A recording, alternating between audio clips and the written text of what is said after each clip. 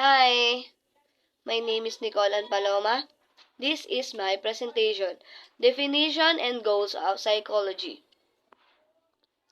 Definition: Psychology is the study of mind and behavior in human and non-humans. Psychology includes the study of conscious and unconscious phenomena, including feelings and thoughts.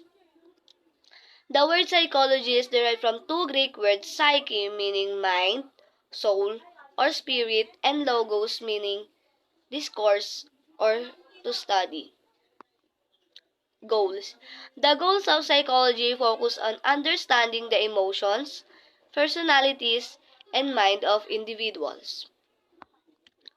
The four goals of psychology. 1. Describe. The ability to describe is crucial for psychologists since it allows them to determine whether a thought or behavior is typical or atypical.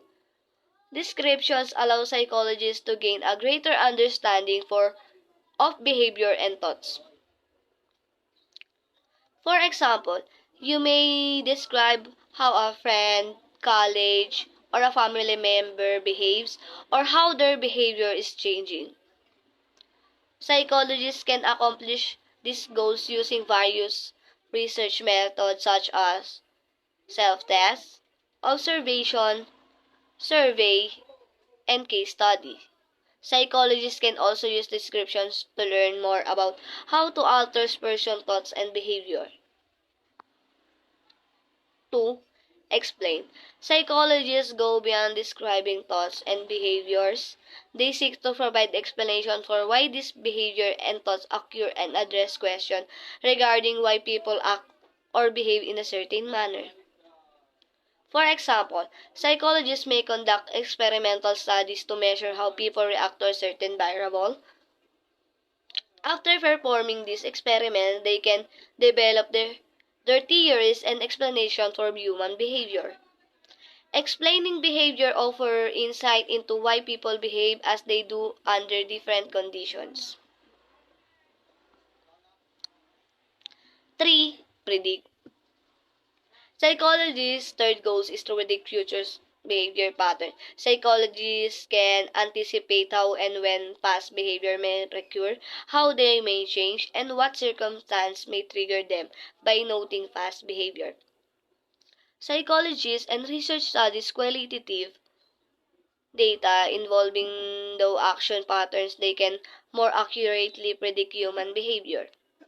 For example, if the result of aptitude tests shows certain score predict dropout rate, the information can estimate the number of students who may leave school each year.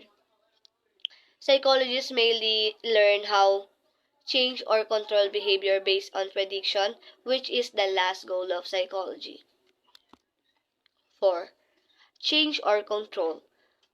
The fourth goal of psychology is the change or control behavior to create positive and meaningful and lasting change in people's life and to improve behavioral outcomes. For example, an individual can learn to manage a panic attack with help of psychological studies and findings.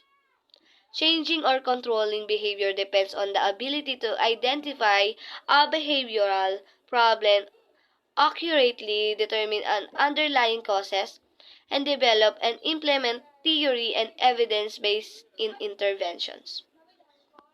Thank you. Bye.